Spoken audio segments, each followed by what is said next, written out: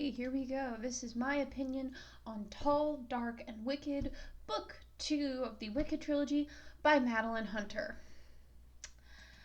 This one was okay. Again, I really liked the first one. Okay, sorry, getting ahead of myself. Synopsis time. So this one is about Padua and Ives. It starts out, Padua comes to Ives to proposition him to take on her father's case because he has been wrongly accused, and Ives does charity work every now and then. But Ives, it turns out, is actually been asked by the Crown to prosecute.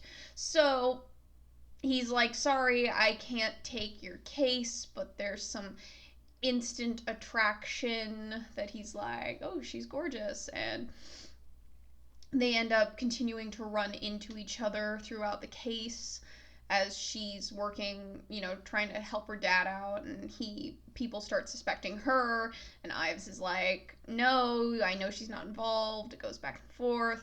They end up having an affair, and of course it turns out that her father's kind of an unwitting accomplice, kind of, and then it all works out in the end.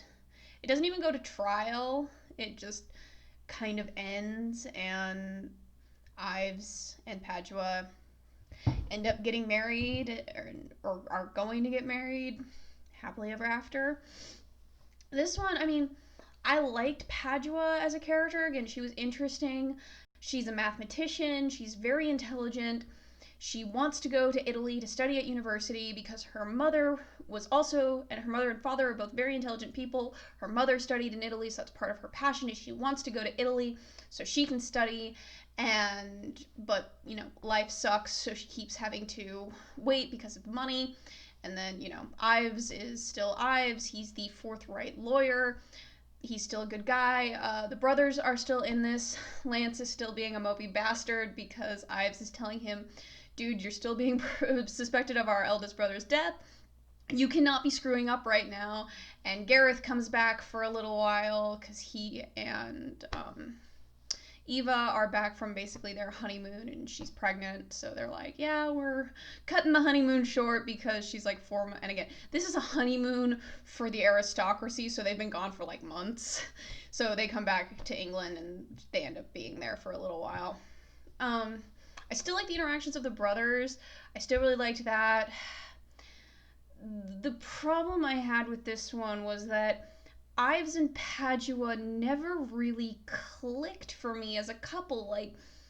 And same thing with the mystery that was going on in this. It felt like in the first one, the mystery and the romance felt very well woven together. That when one happened, it usually was correlating with something else, and they developed side by side, where with this one it felt more stop and go. Like, all right, we're gonna stop for a couple of chapters, we're gonna focus on the romance, okay, now stop for a couple other chapters, now we're gonna focus on the counterfeiting scheme. So they didn't really mesh. And the same thing with Ives and Padua. I don't know, they were okay, but there wasn't the click that I got with Gareth and Eva. It wasn't as good, so I'm a little disappointed by it. I didn't hate it. Nothing in this I outright hated. This is heavier on the sex. I kind of got a little tired of it towards the end. I don't know. Ives is into some light BDSM kind of stuff. Nothing like, woo. But it's some light bondage stuff, which was like, all right, cool. But I don't know, I just got really heavy on the sex, and towards the end I was like, can we just wrap this up? I ended up listening to the last hour on double speed because I kind of wanted it to be done. It kind of just drug for the last bit. So yeah, this one, it didn't hit as well for me as the first one did. The mystery and the romance, I don't think, were as integrated as well together. It felt like this was so close to being as good as the first one. It needed one more rewrite, or I don't know. The mystery and the romance didn't feel as integrated as the first one did, so it just fell a little flat for me. I don't have any intention of listening to the third book because I read the synopsis and it's Lance. And the whole premise of that one is that there's this girl who is, I think it's setting up as a possible arranged marriage for him, but the chick is determined to find out his secrets. Which, one, it's just setting up the liar revealed, which there are very few times when the liar revealed is something that I like. And I don't know, it's just the premise of it isn't very intriguing. Lance hasn't been that interesting of a character. He's just been really mopey because his brothers are telling him don't screw up. And also the fact that it's not even a mystery if he killed Percy because we know he didn't. Well, actually, do we know for sure?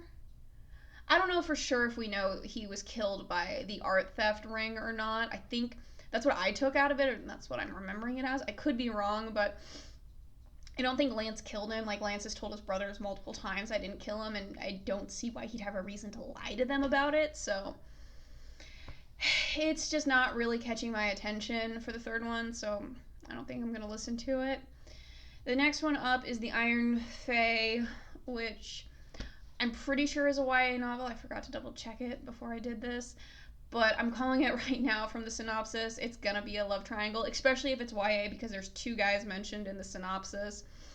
So I'm calling it right now that there's gonna be some love triangle shenaniganeries, and if it goes the way love triangles go, it'll probably be a no contest love triangle where it's like it's that guy. She's gonna pick that guy. Come on, I swear, when people write a love triangle, can you actually write it where it's like a intriguing to see who they're gonna pick? Like, make it a legitimate contest, not just throw in some sad third party that you know there's no chance in hell that they're gonna end up with. Yeah, love triangles are nice every now and then, but usually I think they're usually kind of just a cheap way to add tension. When they're done well, they can be very interesting, but most of the time they're just kind of ugh. So, yeah, Tall, Dark, and Wicked. It wasn't bad, but it was a little boring for me. I give it like a 3 out of 5. Nothing amazing, nothing terrible, just kind of eh. So, yeah, that's just my opinion. If you disagree, that's totally cool. Leave your comments down below if there's anything you would like to see me take a crack at, and I will talk to you guys in a little while.